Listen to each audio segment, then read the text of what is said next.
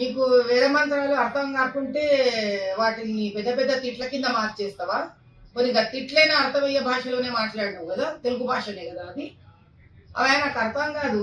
ఇక మంది క్రిస్టియన్ మతం కదా, అది ఎట్లా మంది కాదా, విదేశీ ఉంది, తెల్ల ఉంది. అరే అనుకోరాదు, వాటికన్ సిటీ నుంచో జెరూసలేం నుంచో ఒక తెల్ల ఫాదర్ వచ్చిండు అనుకో, బైబుల్ అంతా ఇంగ్లీష్ లో పష్ పిష్ పిష్ పిష్ అని మాట్లాడిండు అనుకో, నీకు అర్థం కాలేదనుకో, దాని కూడా గిట్లనే తిట్లు అంటావా? ఏం తిట్లు తిట్టినావు? ఎరకనేనా నీకు అసలు? అమ్మలను తల్లులను కన్న స్త్రీలందరినీ అమ్మన అట్లా తిట్లు తిడతావు నువ్వు.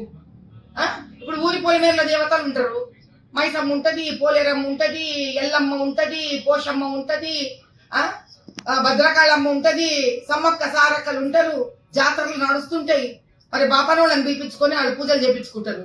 ఇంకా మంత్రాలు నీకు అర్థం కాలేదంటే అవన్నీ ఇంకా అమ్మలను తిడతావా నువ్వు? ఎవరిని తిడుతున్నట్టు నువ్వు? మీ ఇంట్లో మరి నీకు ఒక అమ్మ ఉంది కదా, మరి ఓ భార్య ఉంది కదా, ఓ బిడ్డ ఉంది కదా, అందరం తల్లులమే కదా మేమందరం.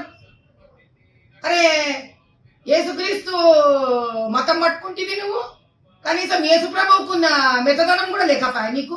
ఎన్నడన్నా ఆయన తిట్టంగా వింటివా? గిట్ల తిట్లు తల్లులను తిట్టంగా వింటివా? అంటే ఇప్పుడు నీకు అది గా భాష కూడా అర్థం కాకుంటే నువ్వు మేరీ అమ్మని కూడా తిడతావా? ఇంకా నీకు వందే మాత్రం అర్థం కాదు అనుకుందాం, భారత మాత్రం తిడతావా? మరి ఇప్పుడు యాదగిరిగుట్ట ఉంది, భద్రాచలం రామయ్య గుడి ఉంది, అక్కడంతా వాళ్ళ ఎస్టీ తాండలే ఉంటారు అక్కడందరూ. మరి వాళ్ళందరూ భద్రాచలం పోతారు, రామయ్య దర్శనం చేసుకుంటారు. మరి అక్కడ బాపనోళ్ళంతా వేద మంత్రాలే చదువుతారు, అర్థం కాదు. మరి ఇప్పుడు ఏమని తిడతావు? తాండలలో ఉన్నమా ఎస్టీ అనగములను తిడతావా? ఈ తిట్లంతా వాడు అమ్మలను తిడతావా? గా బాపనోళ్ళని తిడతావా? గా మంత్రాలు రాసిన మహర్షులను తిడతావా? ఎవరిని తిడతావా నువ్వు ఈ తిట్లు? ఎవరిని తిడతావు నువ్వు ఈ తిట్లు? అంటే నీకు తెలంగాణ తల్లి అంటే కూడా భక్తి లేదు ఈ లెక్క ప్రకారం. తిడతనే ఉంటావు నువ్వు నోటికొచ్చిన తిట్లంతా. మేము అందరము మాలోళ్ళము, మేము మాదివాళ్ళము, రెడ్లోళ్ళము, కమ్మోళ్ళము, బాపనోళ్ళము, పోవట్లము, మేము అందరం కలిసి పూజలు చేసుకుంటాం, దేవుళ్ళ తానకు పోతూ ఉంటాం.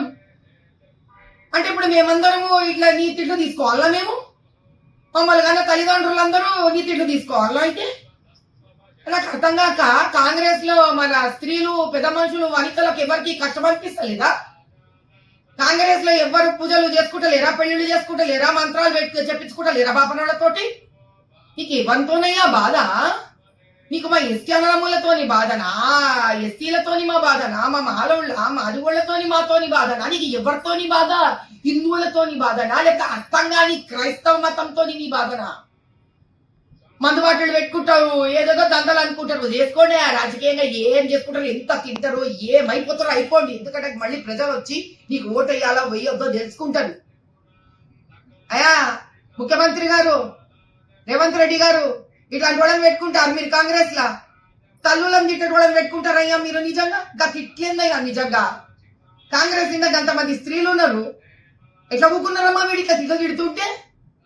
యా దేవి సర్వభూతేషు మాతృరూపేణ సంస్థిత, విద్యారూపేణ సంస్థిత, శక్తి రూపేణ సంస్థిత.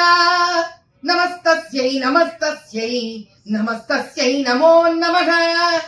చెప్తున్నా చూసుకో శామ్యూల్, నువ్వు క్షమాపణ చెప్పినా నాకు ఇంకా ఫరక పడదు. స్త్రీ శక్తి, స్త్రీ శక్తి. అది కాంగ్రెస్ పార్టీ గాని, టిఆర్ఎస్ బిఆర్ఎస్ గాని, బీజేపీ గాని, ఏడ ఉన్న భారతదేశంలో ప్రపంచం అంతా సరే, అది మరియమ్మ గాని, పోలేరమ్మ గాని, భారత మాత గాని, తెలంగాణ మాత గాని, తల్లులను పట్టుకొని అంటవా బయలుదేరుతారు. అదే తల్లులు నీకు సమాధానం చెప్పడానికి బయలుదేరుతారు.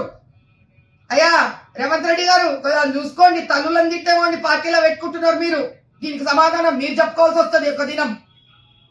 జై బోలో భారత్ మాతా కీ జై, జై బోలో తెలంగాణ తల్లికి జై.